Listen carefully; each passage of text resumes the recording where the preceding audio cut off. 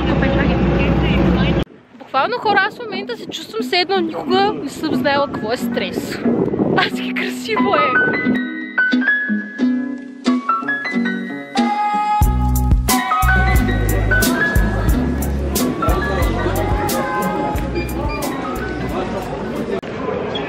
Тъй хора, добър ден! 4 часа по-късно, 3 часа по-късно, добре дошли в Копенхаген на летището.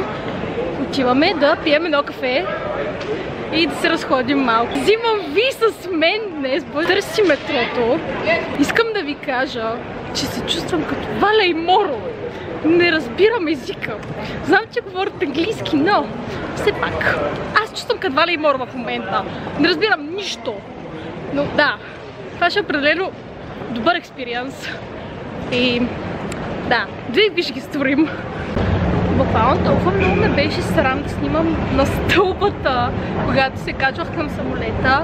Обаче в същото време не ме беше срам да си направя кръгла в самолета, което е странно, но да, мисля, че се справих, докато бях в турбуленция. Муцка перфектно. През целия полет печеше слънце. Когато сме слънцето изчезва. И аз разбирам, че то слънцето залязва в момента. Не е човешко слънцето да залязва в 4. Следобед съжалявам. Отиваме към метрото. Приготвям се психически да дам 10 лева. Но кеф цена няма, в крайна сметка. Да, ето го метрото сега, да го видим. Да видим дали е по-добро от метро де Мадрид. И метро Сур по-конкретно. Ще го оценим. A few moments later. Тъй хора, метрото го оценявам на солидно 9 от 10. Много е добро, много е чисто.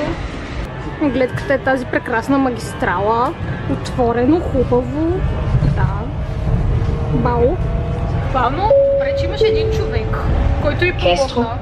Защото аз действително се чувствах като Валя и Моро. Ма толкова зле, добре, че знам английски. Взех си билет в крайна сметка. Билета беше 3 евро.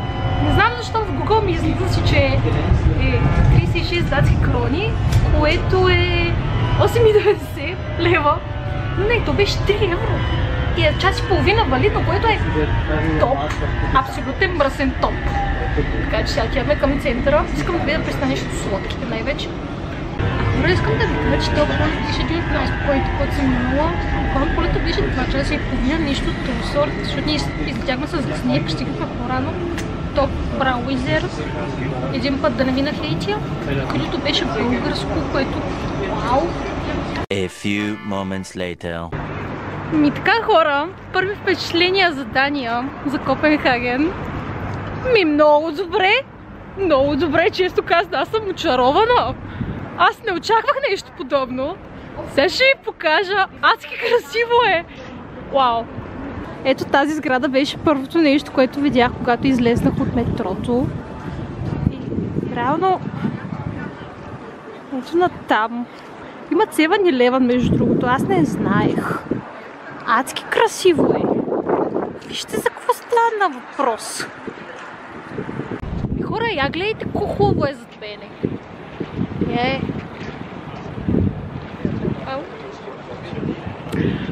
Добре, ще се разплача. Това ми аз исках толкова много да го видя. Винаги съм виждала само по снимки и в момента съм като...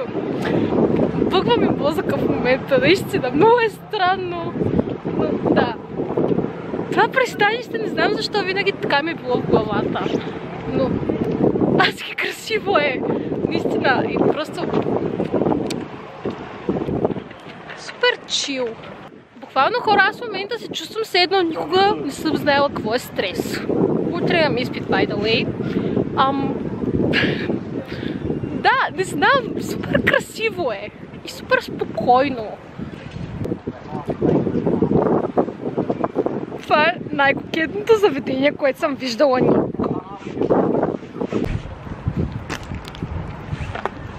Цей хора, още не сме стигнали до двореца. Буквално вървя по другата страна на пристанището и минах покрай един супер сладък магазин за сувенири. Просто който е идвал у нас знае, че аз много обичам да колекционирам фигурки от различни места. Навсякъде, където съм била, не магнити. Просто... Вижте. Буквално е толкова сладурско. И Просто викам за колекцията. Задължително. Да.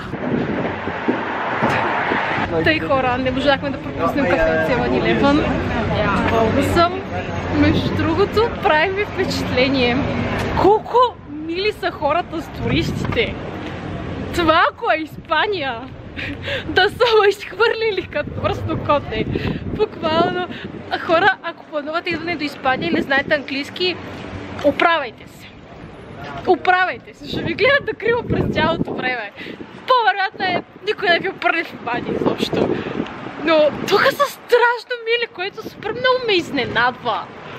Което е вау! Супер красиво е! Казах ли го вече? Аз живея в Мадрид, смисъл. Смятайте! И пак ми е красиво. Доволна съм. Не знам защо не е на фокус или на фокуса, но аз не го виждам. Не знам. Хора, basically се чувствам адски тъпа. Защото тая градина, понеже гледах в TikTok, може да е супер красива. Абе, това защо стои нефокусирано, бе? Не знам, по някаква причина това не иска да фокусира. Anyway, просто тази градина може да е адски красива. Обаче, то е тъмно. Нищо не се вижда. Така че ще излезна от другата врата. Но да, горе-долу това е. Това са къщичките, които споменах. Там има още такива симпатични ниски блокчета. Но да, отиваме към метрото. Аз си бях наубила, че поне до 6 часа ще стоя в града. Обаче и батерията на телефона ми ни притиска, понеже имам 20%, а аз в летището не мога да влезна без бординг пас. Което ко значи? Аз не мога влезна без телефона ми на летището. Така че, да, май ще се ориентирам и ще се насладя на тази красота. Още 20 минути докато вървя по метрото. Да, и никой не ме псува. Вау!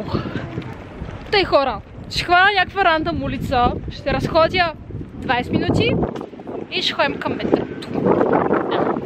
И навсякъде има колелцета и такива. Пълно е! Аз видях повече колета, отколкото коли, искам да ви кажа. Навсякъде има такива паркинги с колелета, което е супер готино. Хора, не знам, обаче по някаква причина този тип къщи някакси много ме успокояват. Не знам защо. Не знам дали от къща, не знам дали от самия град. Обаче тук е много спокойно. Гледнете, това горе е H&M. А ето тук долу е ресторант. Жестоко. Аз обаче продължавам да не си виждам IoT сензорите.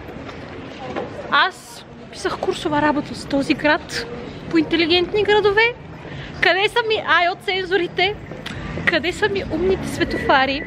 Къде ми е вятърния парк? На теория всичко беше 6. Оценката включително. Интересно. Тъй хора, дошли отново на летище Копенхаген. Защо казвам се оказва времето е пари? Защото аз, пристигайки в Копенхаген, си купих билет за метрото, нали? Който билет е валиден час и половина. И аз в принцип имах план да стоя повече на центъра, обаче им 10% батерия на телефона и няма как да стане в момента. И си викам, фащам правата и фащам метрото, при което виждам, че буквално билета ми има 3 минути останали. И аз сега не знам тука. Това е докато влезеш ли, докато излезеш ли. И буквално евалата... Терминал 2, добре. Буквално евалата на хората от метрото. Евалата. Толкова са мили. Толкова са мили. Буквално аз не знаех, че на едни и същи релси минават 2 линии на метрото. И буквално човека ми вика, нали, с този билет може да се качиш, няма никакви проблеми. И буквално идва метрото и аз се качвам, защото не я знам, така съм се свикнала. И той такъв само влиза и ми здрави, като това не кой до летището, това е другото. И аз съм така, вау, благодаря ти! Просто евалата. Прибираме се към Мадрид. Пих си кафенцето, Спестих 3 евро от втори билет. Много съм горда от себе си. И да, вижте хубавия часовник. Да. Много е красиво, очарована съм. След малко ще направим една равносметка.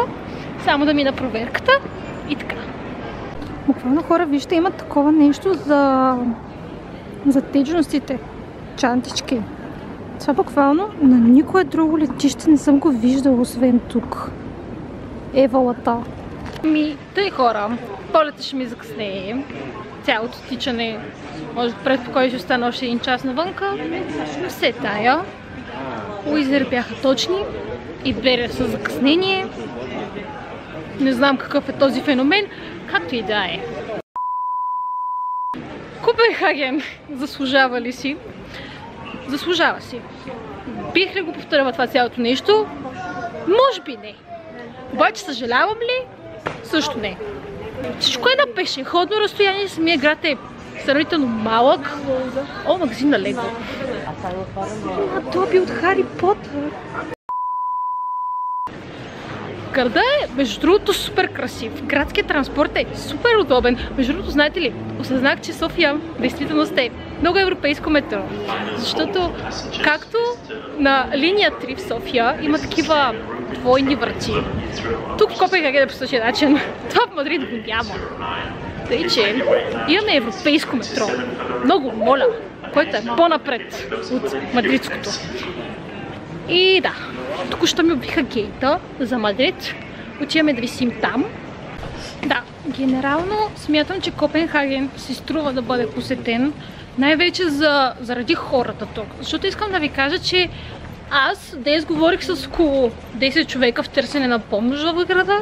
И 10-тимата, около 10-тимата, не знам, не съм ги броила, бяха супер мили. Даже човек, който работеше в метрото, понеже го питах, сега тук кое от двете е за летището, в смисъл, кое от двете посоки.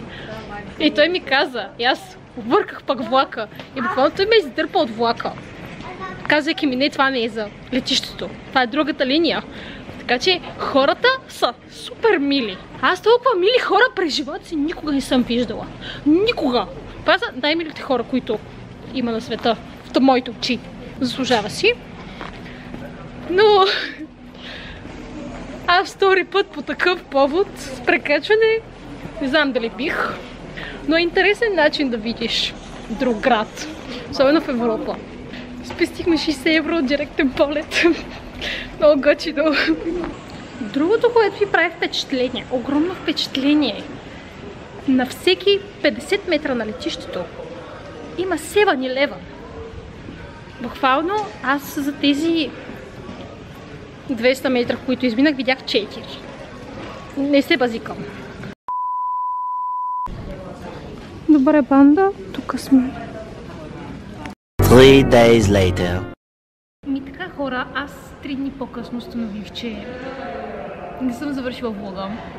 Така че набързо ще направя едно заключение на цялото това пътешествие.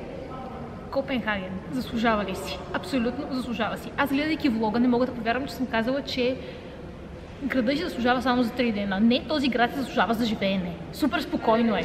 Аз от 3 дни съм тук и вече се побърквам. Искам си спокойствието, така че отидете. Отидете, просто отидете, хора.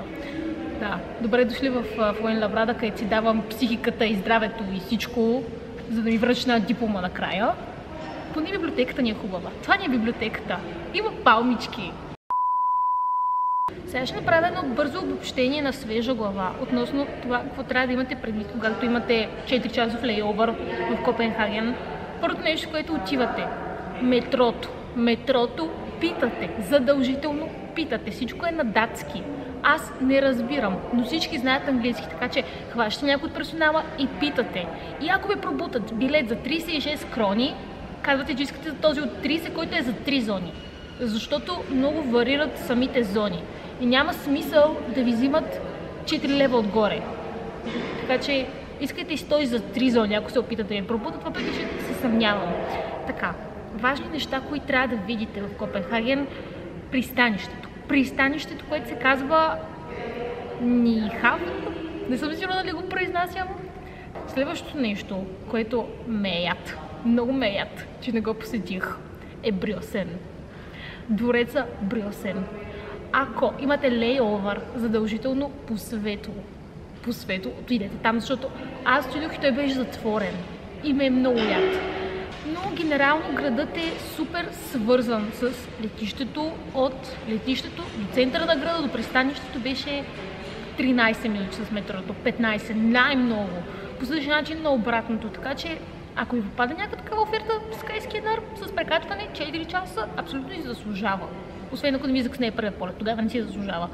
Но ако ви попадне някаква такава по-евтина оферта, давайте. Копенхаген си заслужава. Нямам търпение с Skyscanner, какво сме подготвили за още годините, които сме останали в Мадрид. Да видим, но предполагам, ще си създадем някаква такава традиция да опознае Европа. И да, хора, това беше всичко от мен. Надявам се къмбекът ми в YouTube да ви е харесал. И да, чао! Ще се видим в следващия влог, който не знам кога ще е, но да.